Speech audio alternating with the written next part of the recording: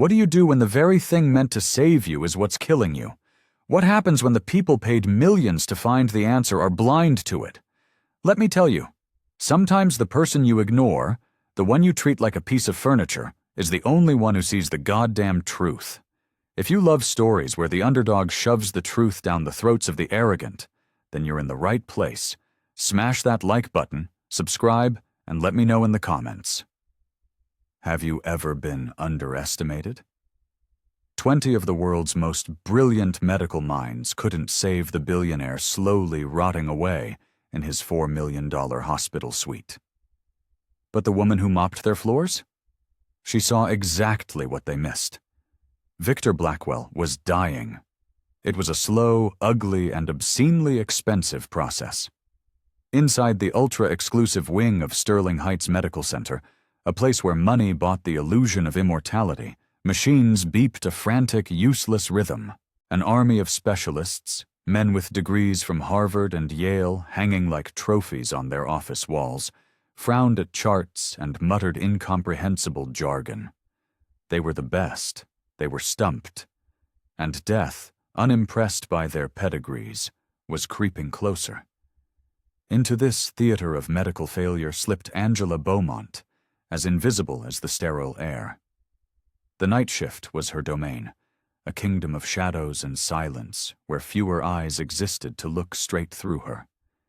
She moved with an efficiency born from a life of never having enough. Enough time, enough money, enough sleep. At 38, she was a single mother, a ghost in a blue uniform. She pushed her cart down the polished corridor, the squeak of its wheels the only announcement of her presence.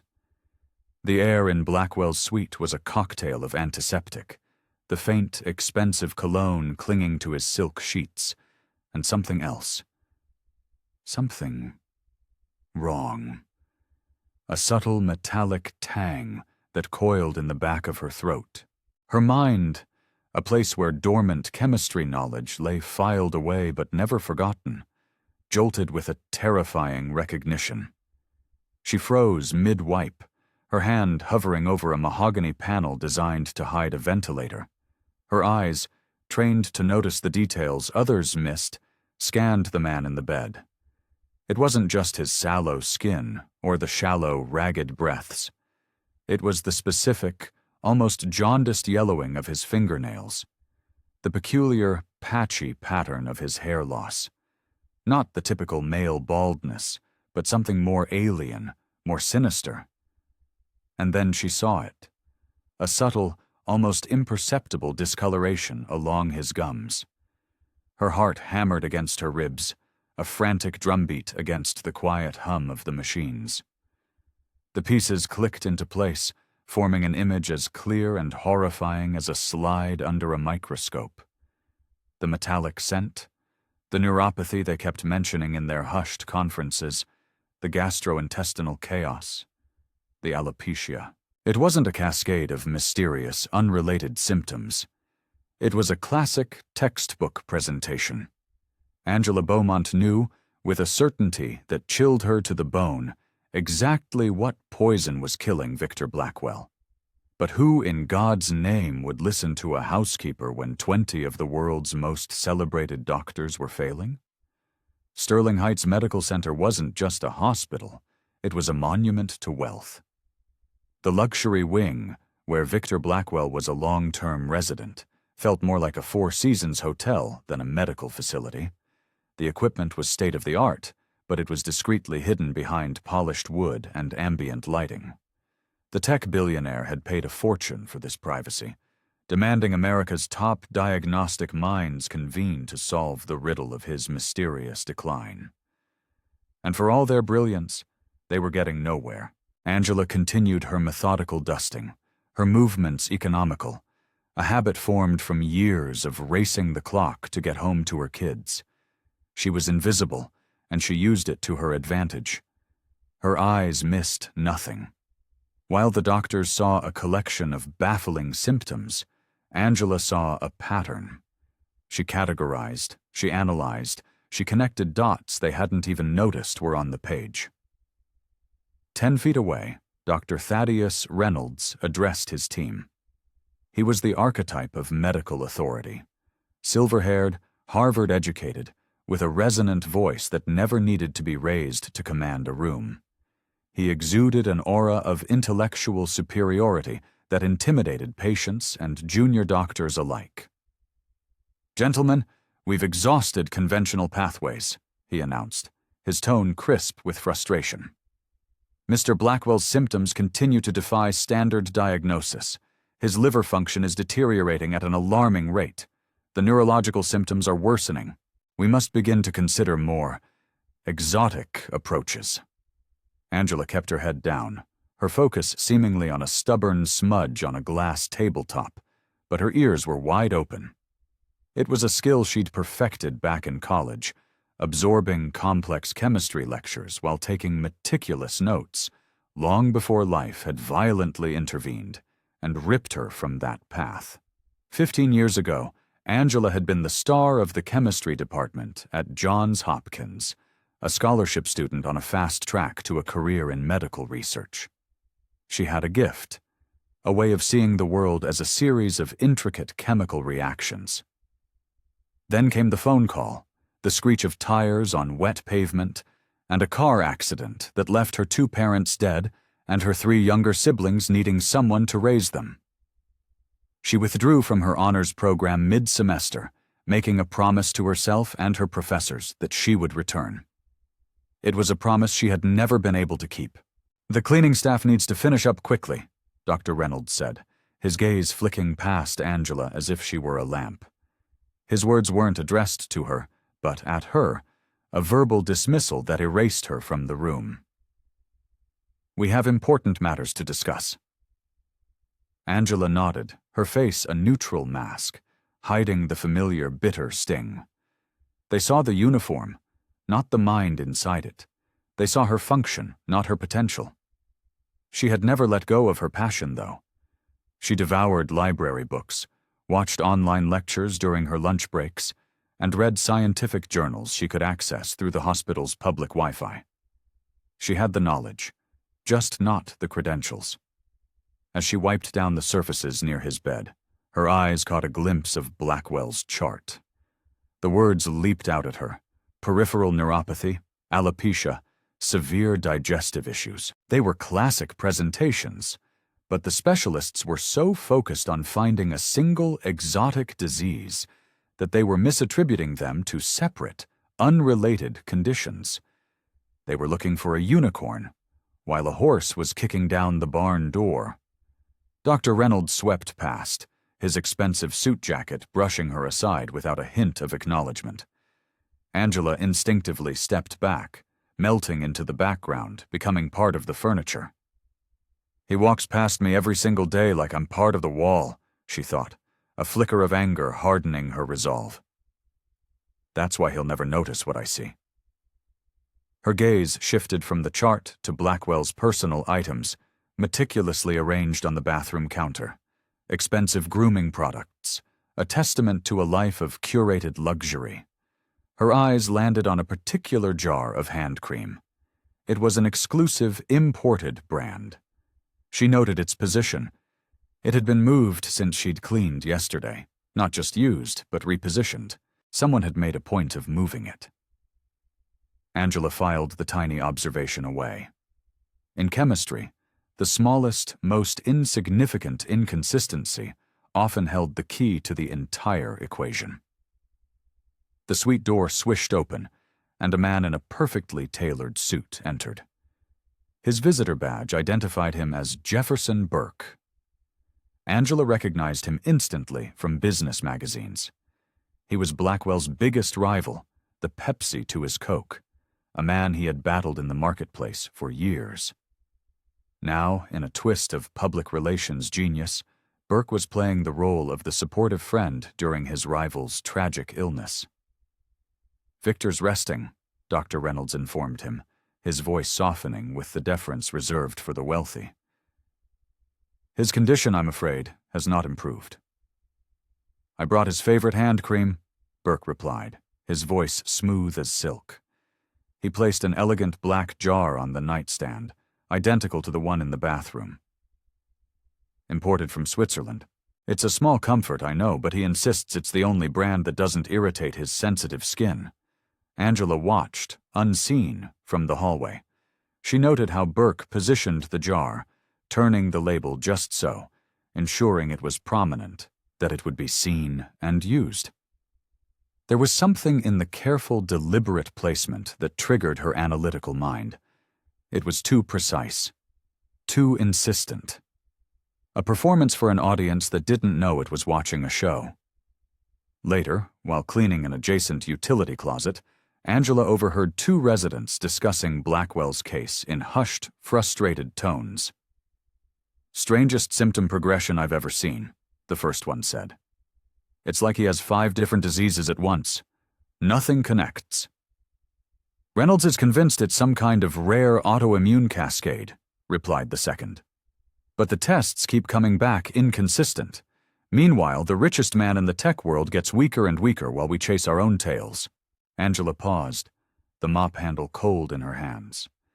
She was connecting the fragments in her mind. The jumbled symptoms that weren't jumbled at all. The mysterious decline. The ever-present, expensive hand cream delivered by a business rival. A hypothesis, wild and terrifying, began to form. But it was just a theory. She needed more. She needed to observe. That night she adjusted her cleaning schedule. She made sure to be in Blackwell's room during the quiet hours, when he was sleeping and the day staff was gone. She studied the updates on his chart, memorizing the new data, the latest lab results. With every new symptom noted, her suspicion grew stronger. The pattern was becoming unmistakable. A flashing red light visible only to someone with her specific, forgotten knowledge. As her shift ended, Angela stared at her own reflection in the cracked mirror of the employee bathroom. She saw the drab uniform, practical and forgettable. She saw a tired face, etched with worry lines, but her eyes were still sharp, still bright with the intelligence that life had tried so hard to extinguish. She saw the invisible barrier that separated her world of mops and bleach from their world of stethoscopes and prestige. "They don't see me," she whispered to her reflection, "but I see everything."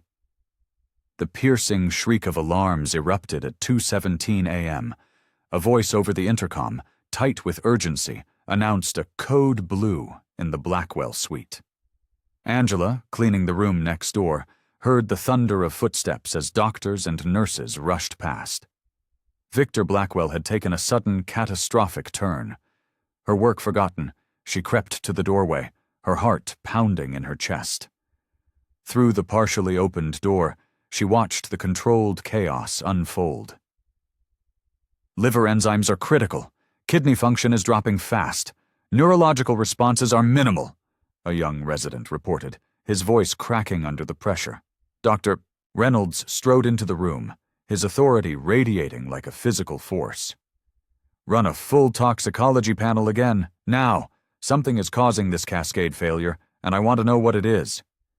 Angela edged closer, drawn by a mixture of human concern and cold, scientific curiosity. The medical team worked with frantic precision. Monitors beeped a symphony of impending doom. Nurses rushed in with crash carts and syringes. "Could it be environmental?" suggested Dr. Park, a younger physician on the team, his face pale with stress. "Something in his food, his water, his personal products?" Dr. Reynolds shot him a look that could curdle milk. "We've tested everything in this room twice, Doctor. Focus on medical possibilities, not amateur detective work." Dr. Park visibly shrank back, silenced. The team continued their urgent interventions, managing to pull Blackwell back from the brink, stabilizing him for now. As the immediate crisis subsided and the doctors dispersed to consult and analyze the new data, Angela saw her chance. She slipped into the room under the guise of her duties. She first checked his chart, memorizing the new alarming symptoms. Then, her eyes went back to the bathroom counter. To the hand cream. Something about the way the fluorescent light caught the metallic sheen of the product on Blackwell's nightstand triggered a specific, vivid memory from her university days.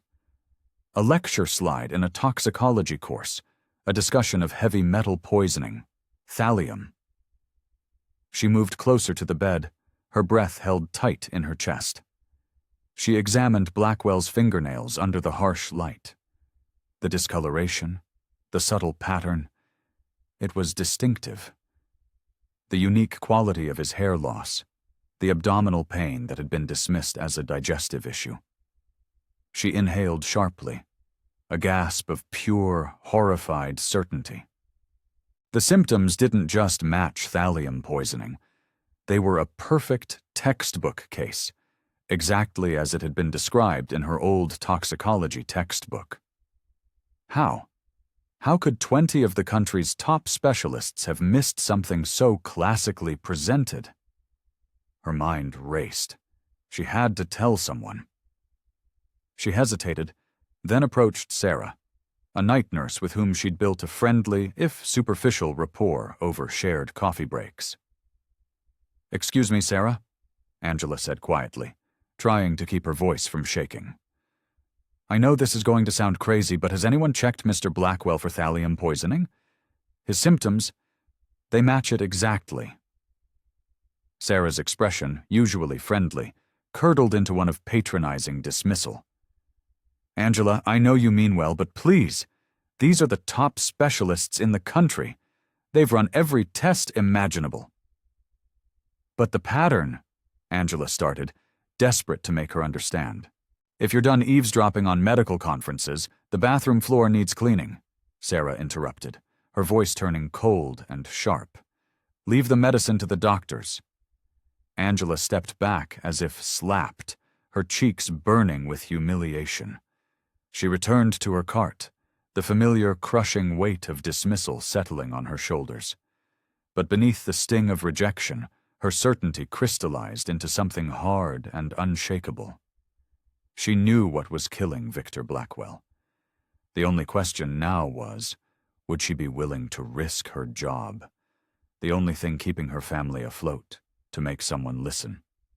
As she wheeled her cart down the long, sterile corridor, her thoughts were a whirlwind. The symptoms aligned perfectly. The progressive neurological issues, the digestive problems, the distinctive hair loss. In her undergraduate toxicology course, thallium was called the poisoner's poison because it was colorless, odorless, easily absorbed through skin contact, and its symptoms mimicked a dozen other conditions, making it incredibly difficult to detect unless you were specifically looking for it. And they weren't looking for it. She completed her shift on autopilot, her mind miles away, focused on Blackwell's declining health. When she got home to her tiny apartment, she didn't sleep. She pulled an old, dog-eared textbook from the small collection she had salvaged from her college days. She found the chapter on heavy metal poisoning and read it again and again. It confirmed everything. Thallium. The next morning, Angela arrived at the hospital early, a grim determination setting her features. She had to find a way. She watched from a distance as Jefferson Burke made his daily visit, another fresh jar of the exclusive hand cream in hand. The routine was sickeningly familiar. He would insist it was the only brand Blackwell would use, and he would even personally apply some to the dying man's hands, a gesture of feigned care that was, in reality, a perfect delivery system for a slow, deliberate poisoning. What would you do? Would you risk everything for a man you don't know? For a truth no one wants to hear? Let me know your thoughts below. Angela weighed her options. A direct confrontation would get her fired on the spot. She needed evidence, hard, irrefutable proof that even the arrogant Dr. Reynolds couldn't ignore. She made her decision. Victor Blackwell was running out of time, and she was the only person on Earth who knew why. Angela knew time was a luxury Victor Blackwell no longer had. During her break, She used a public computer in the hospital library to cross-reference her suspicions. Every search, every medical journal article confirmed her theory. The specific pattern of hair loss, the peripheral neuropathy progressing upwards from the feet, the gastrointestinal distress. It all screamed thallium. But how was it getting into his system? And why hadn't their vaunted toxicology screens picked it up? She scribbled a note on a piece of hospital stationery, her handwriting neat and precise. Check for thallium poisoning. Classic presentation. She slipped into Dr. Reynolds's empty office while cleaning and left it squarely in the middle of his clipboard. It was a long shot, a desperate, anonymous plea. The next morning she positioned her cart near the doctor's meeting room, pretending to polish a brass sign. The door was slightly ajar. She heard Dr. Reynolds's voice, dripping with derision. "And apparently," he said, and Angela could practically hear the condescending smirk, "our cleaning staff now has diagnostic opinions." A ripple of cruel laughter went through the room. "Someone left an anonymous note suggesting thallium poisoning," he continued. "We tested for heavy metals in the initial workup," another doctor responded, his voice flat. "Exactly. Standard procedure," Reynolds dismissed. "The cleaning staff is playing detective. What's next? They'll be scrubbing in for surgery?" Angela's chest tightened until it hurt to breathe. Her hands gripped the handle of her cleaning cart, her knuckles turning white. The humiliation stung, but Blackwell's life mattered more than her pride. She had to find another way. She formulated a new plan. Dr. Park, the younger physician who had suggested an environmental cause, seemed more open-minded, less steeped in the hospital's rigid hierarchy. She timed her afternoon cleaning schedule to intercept him in a quiet hallway. "Excuse me, Dr. Park," she began, her voice steady despite her racing heart. "I know this is inappropriate, but regarding Mr.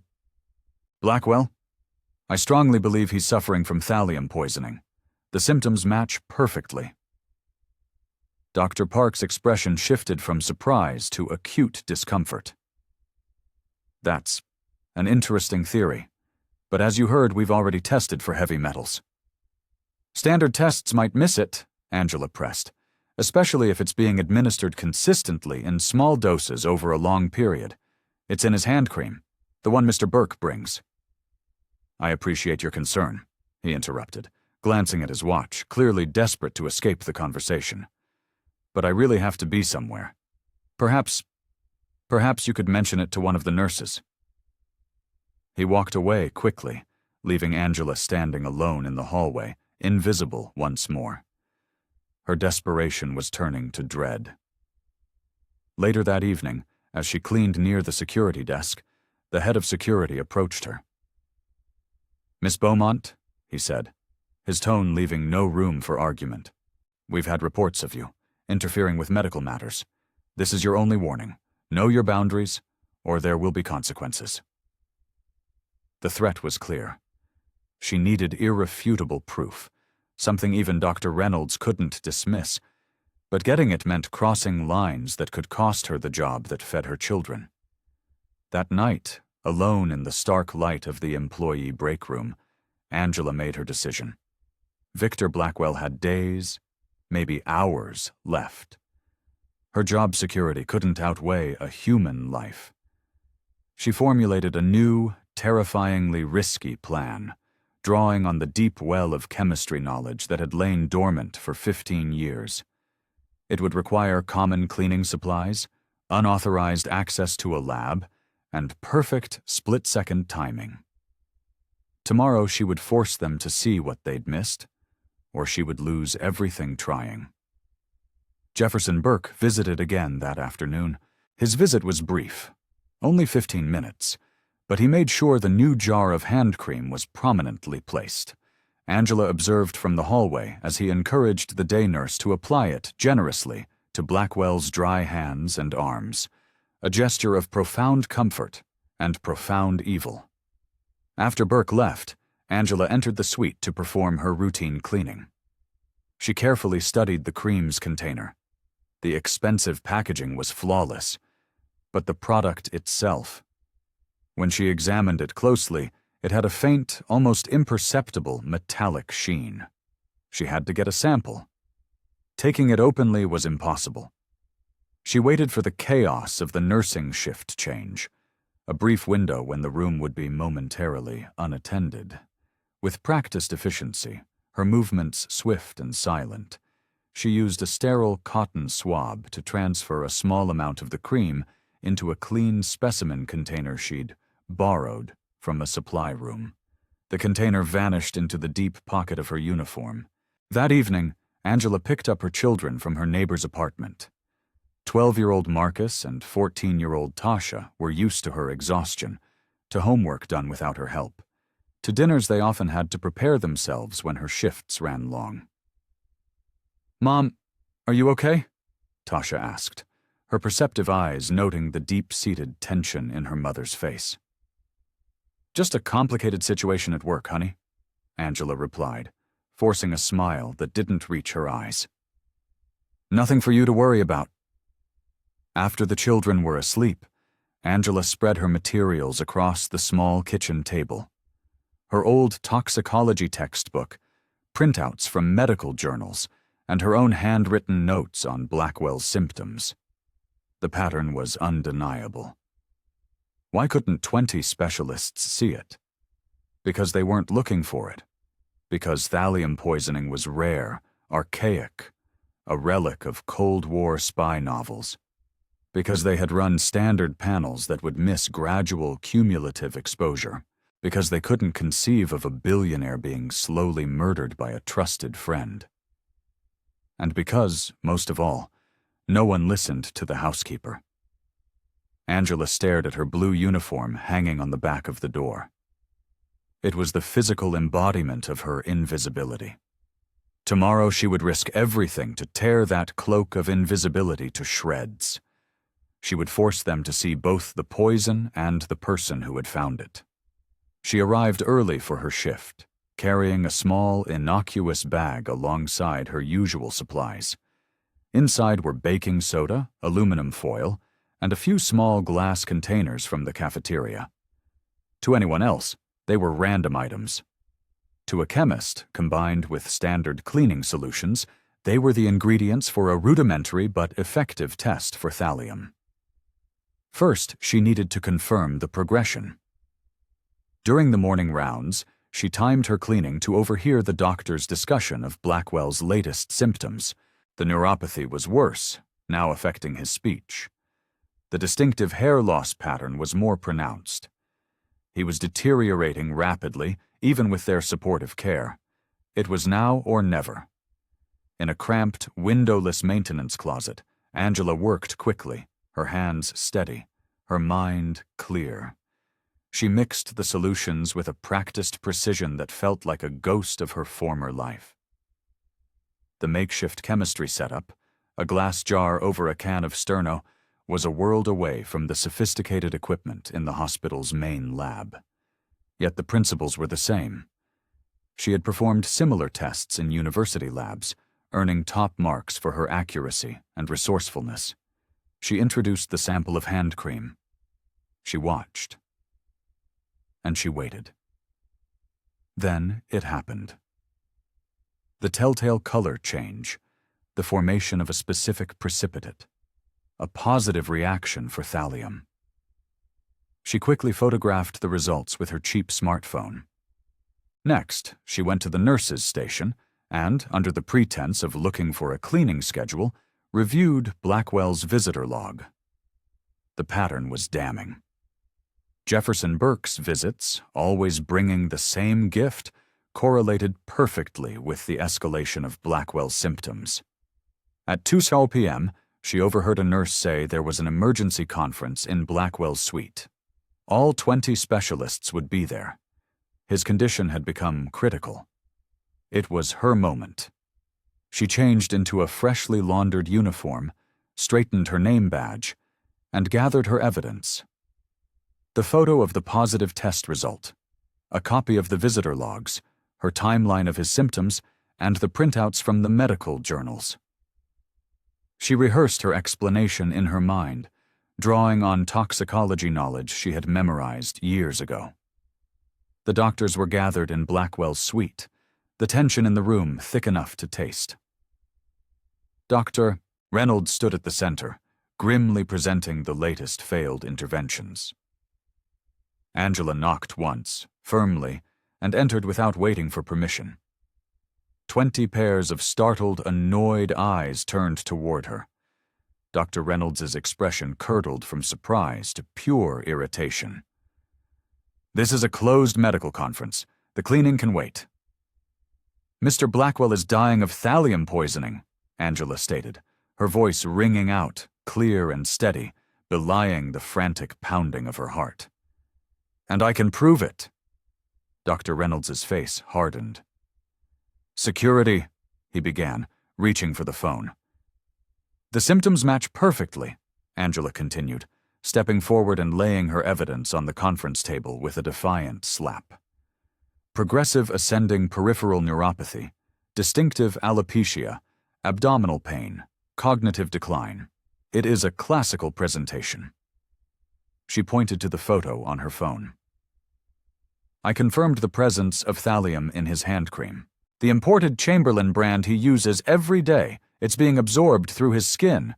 He's being slowly poisoned and has been for months."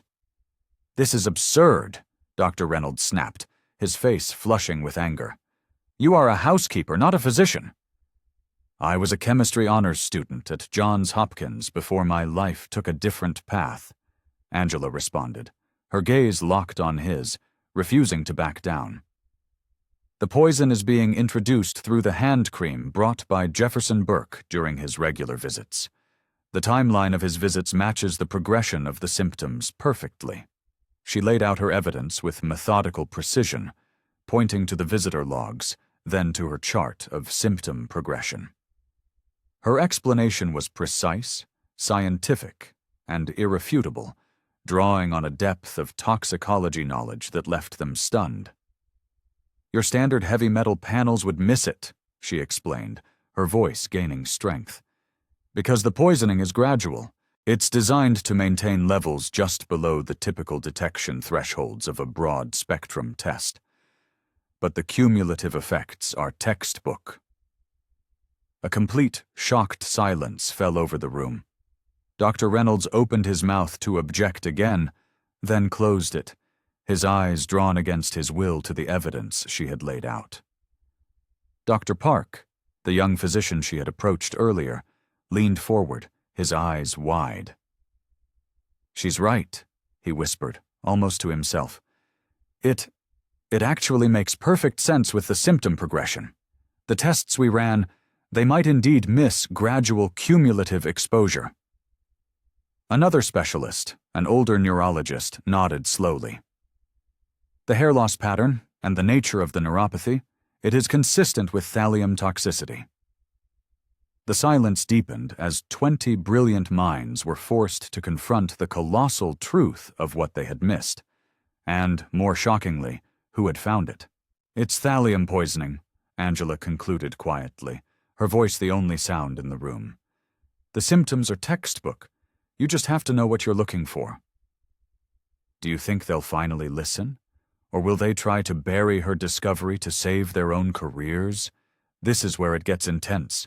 If you're enjoying this, hit that like button to let me know." Angela stood firm as the doctors exchanged stunned glances. Her heart was a jackhammer against her ribs, but her exterior was pure composure. Her maintenance closet chemistry had been a wild gamble, crude by their standards, but it was based on sound principles she knew to be true. The telltale precipitate formation had confirmed thallium's distinctive reaction pattern. "How exactly did you test for this?" asked Dr. Winters, the team's lead toxicologist, his voice a mixture of skepticism and dawning respect. "A sodium rhodizonate reaction," Angela replied, without a flicker of hesitation. "Modified for field testing with limited resources. The color change is unmistakable when thallium ions are present." Dr. Winters's eyebrows shot up. He was impressed, despite himself. That's an advanced qualitative analysis technique. It's rarely used outside of specialized labs. It was covered in advanced toxicology methods, a second-year special topics course, Angela responded calmly. Professor Harrison's class. A flicker of recognition crossed several of the older doctors' faces. Harrison was a Johns Hopkins legend. You were his student? Dr. Park asked, his voice filled with awe. For 1 semester, Angela answered, the old, familiar ache of that loss briefly visible in her eyes. Before I had to withdraw.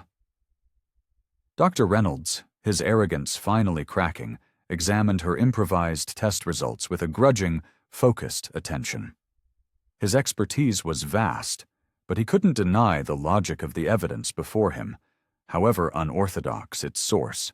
The concentration pattern suggests a deliberate, sustained exposure, Angela continued, pressing her advantage, pointing to her timeline. Each application of the cream delivers a sublethal dose that accumulates in his tissues.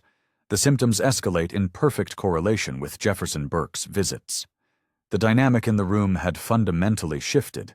The specialists began firing technical questions at her, and Angela answered each one with precise, scientific terminology. With every correct response, another layer of her invisibility peeled away. They weren't seeing her uniform anymore. They were seeing her mind. Dr. Park pulled up Blackwell's latest lab results on a tablet. If we run a focused mass spectrometry specifically for thallium instead of a general panel, you'll find elevated levels. Angela finished, her voice confident. Particularly if you test hair samples from the past 3 months. They will show you the exact poisoning timeline. The room's energy had transformed from tense frustration to focused urgency. The dismissive, hierarchical barrier had shattered. In this room, at this moment, knowledge had proven more powerful than credentials. Run a focused thallium test, immediately, Dr. Reynolds ordered, his voice strained. 2 specialists practically ran from the room to comply, taking a sample of the hand cream from the nightstand and preparing for a new blood draw. Dr. Reynolds stood frozen for a moment, staring at Angela's methodical evidence. His expression cycled through disbelief, dawning realization, and a final, reluctant acknowledgement. If you're correct, he finally said, the words seeming to physically pain him. We've been exacerbating his condition. Some of our treatments. The chelation therapy you were using for suspected mercury poisoning would be ineffective against thallium, Angela confirmed quietly. He needs Prussian blue, immediately. It binds with the thallium and allows it to be expelled from the body. The specialists exchanged glances, their minds recalibrating years of training. A nurse burst back into the room minutes later, breathless. Rush toxicology confirms, she announced, her voice trembling slightly. Thallium. Significant, critical levels. The room erupted in a storm of controlled chaos. Orders flew. Treatment protocols were instantly shifted. Security was contacted regarding Jefferson Burke. Check the security footage, Angela suggested, her voice cutting through the noise. For the deliveries of the hand cream, Burke likely applied some himself on camera to establish his trust in the product. Dr. Park nodded, already on his phone. Already requested. He looked at her, his expression one of pure amazement. But how did you— The pattern was clear once I looked for it, Angela explained simply. Mr. Burke always brought the same gift. Mr. Blackwell's condition always worsened afterward. Sometimes the simplest answer is the right one. An officer from hospital security entered. We've reviewed the footage. Burke is seen manipulating the new jars of cream when he believes he's alone in the room. We've contacted the FBI. The Prussian blue treatment was administered. Additional blood work came back, confirming Angela's diagnosis down to every last detail. The room's atmosphere transformed from one of desperate resignation to one of focused, determined hope. 3 hours later, Victor Blackwell's vital signs stabilized for the first time in weeks. Amidst the medical flurry, Angela stood quietly by the wall, her presence momentarily forgotten.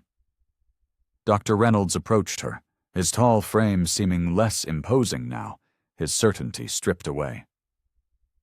"Your intervention was—" He paused, visibly struggling with the words.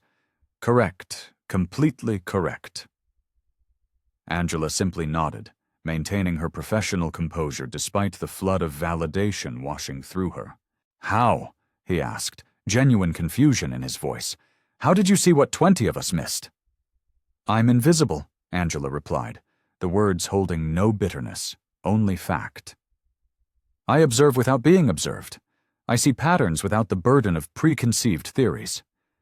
And I never forgot my training, even when life took me away from it."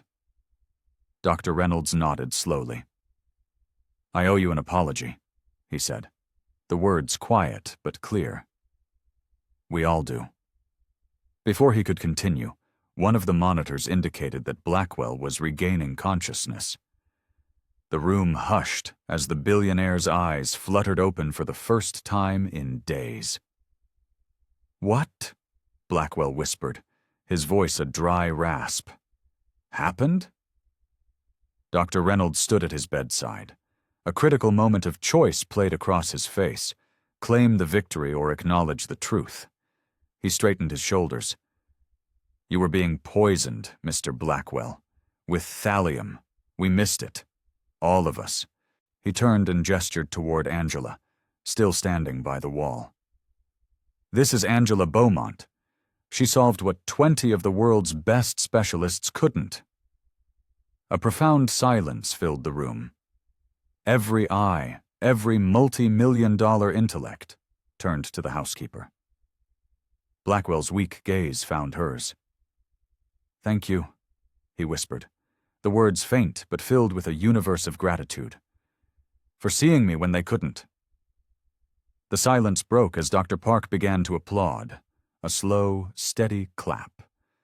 One by one, others joined in, until the sound of applause for the housekeeper filled the multi-million-dollar suite. It was an acknowledgement impossible to dismiss. Angela stood a little taller, her expertise finally, undeniably visible. "Sometimes the most valuable knowledge," she said quietly, to no one and everyone, "isn't framed on a wall."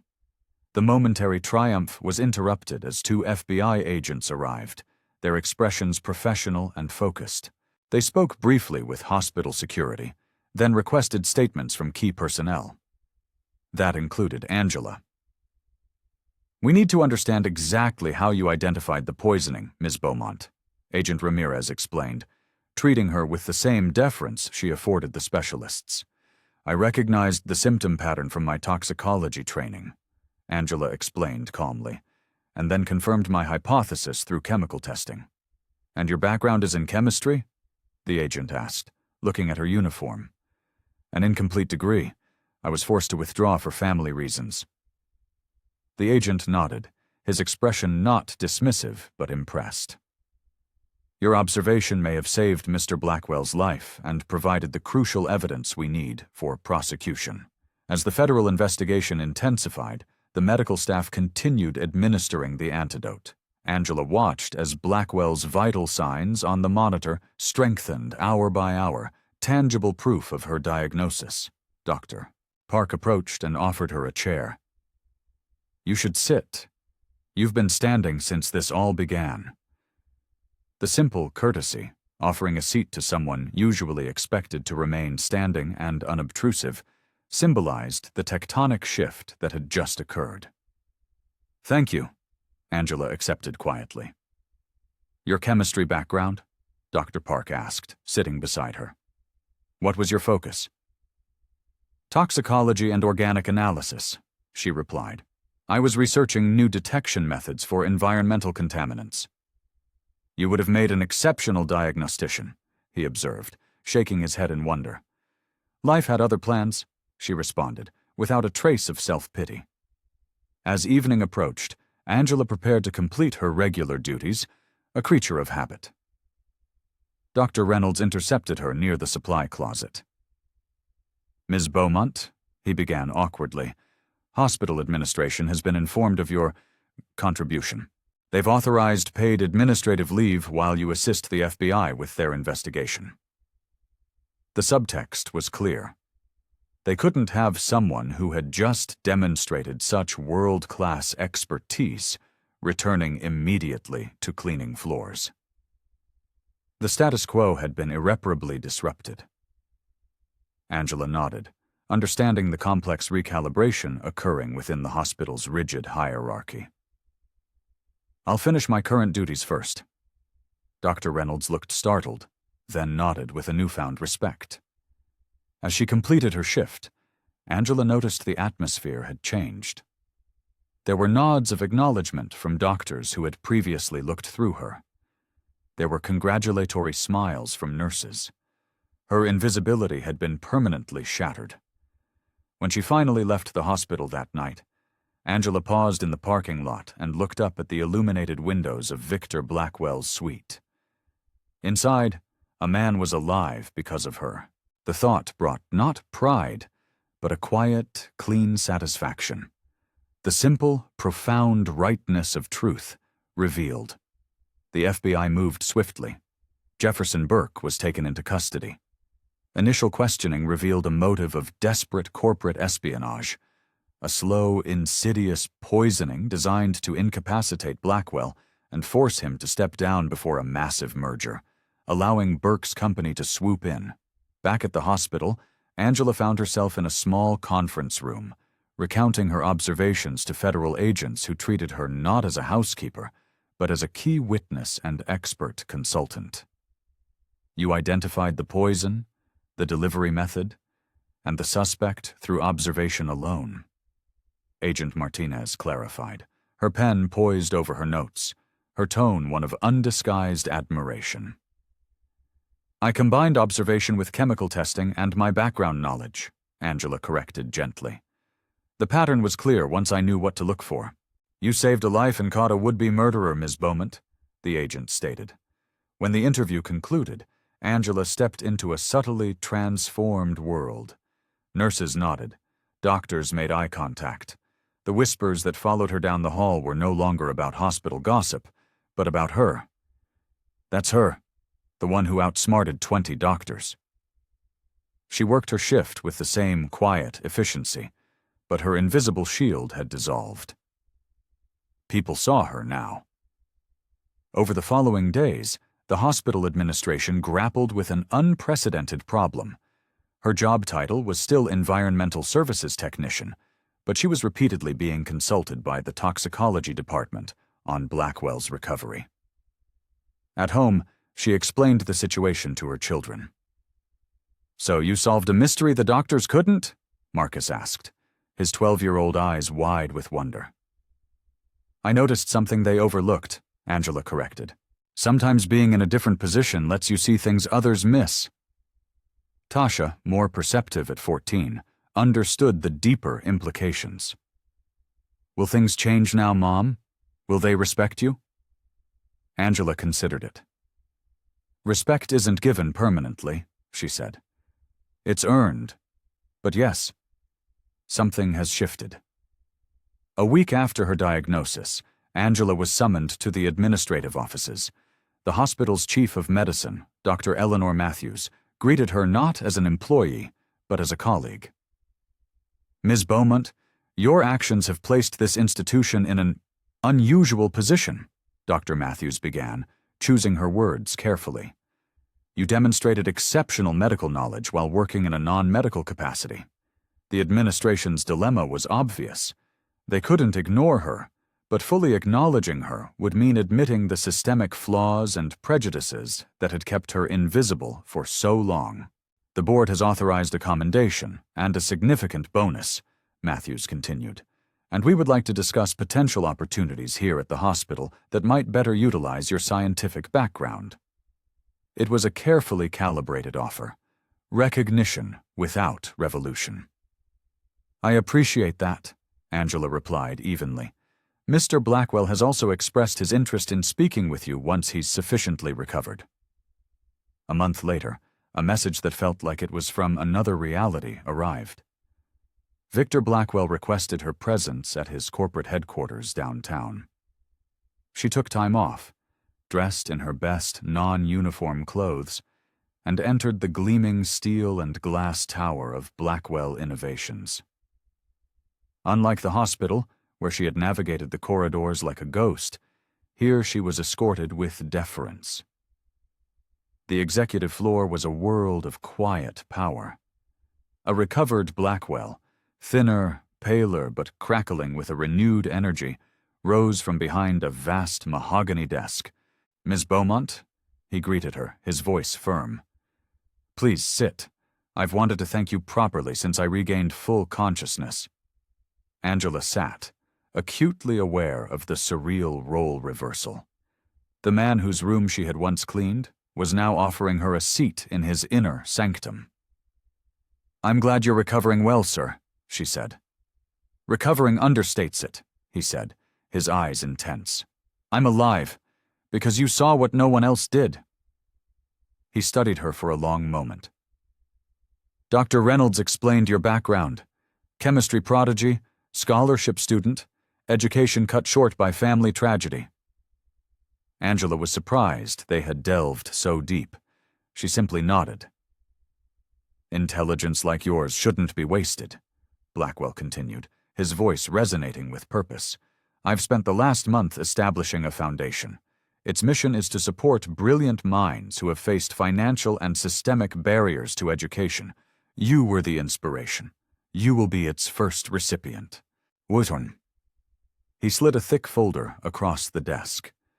Inside was the documentation for a full scholarship to complete her chemistry degree and pursue her master's at Johns Hopkins. It included a living stipend, full childcare coverage, and a guaranteed placement in the Sterling Heights Toxicology Department upon graduation. "This isn't charity, Ms. Beaumont," Blackwell clarified, seeing the shock on her face.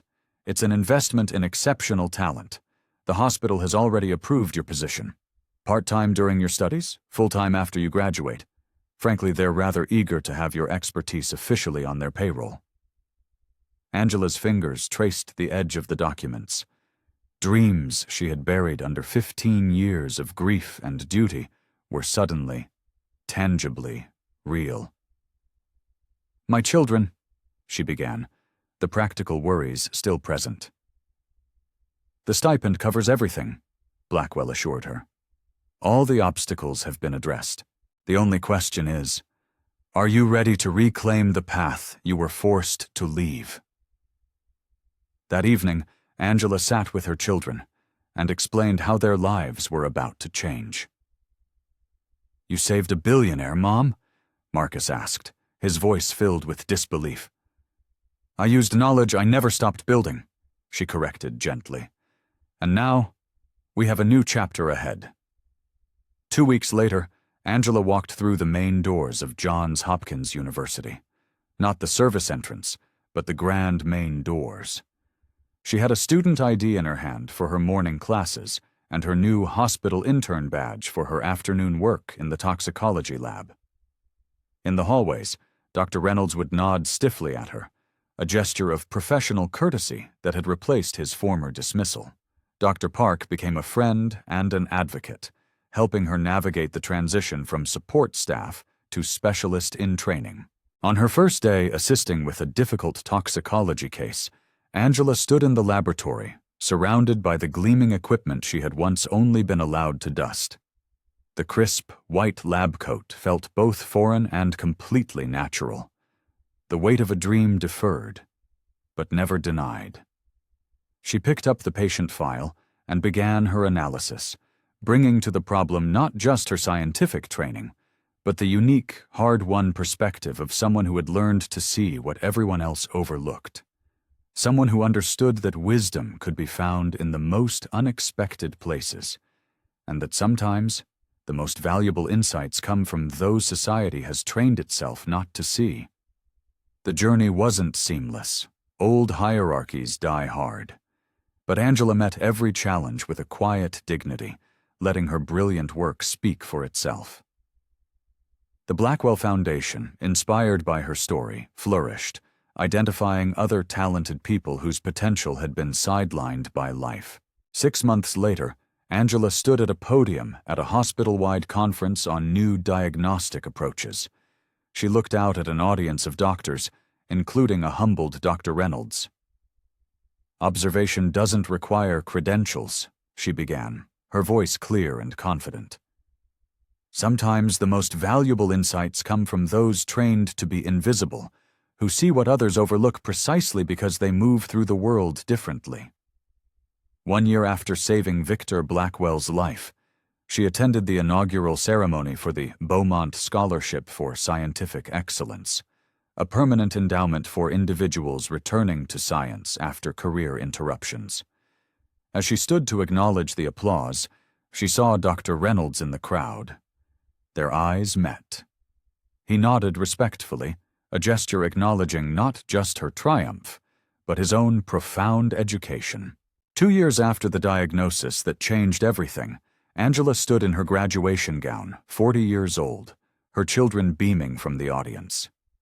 As she received her diploma, completing a circle begun decades earlier, she felt no regret for the winding path. Every dismissal, every hardship, had honed her unique perspective. It had made her who she was. Back in her new office at Sterling Heights, a building she once cleaned, now her professional home, she kept a small, framed photo of herself in her old blue uniform. It was a reminder not of humiliation, but of the unique strength she had gained in the shadows. Her phone rang. It was a consulting request from another hospital, a mysterious new poisoning case.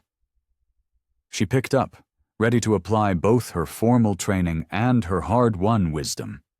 Her voice was calm, confident, and carried the weight of someone who had proven her worth beyond all doubt, against all odds. "This is Dr. Beaumont," she answered. "How can I help?" If this story of hidden brilliance and triumphant justice resonated with you, then you are in the right place. Our channel, Beat Stories, is dedicated to bringing you these powerful narratives of underdog victories and the overlooked genius that exists all around us. We believe in the Angelas of the world. Don't miss a single story. Hit that subscribe button, ring the bell for notifications, and become part of a community that celebrates the moment when the underestimated finally get the recognition they earned. Thank you for watching.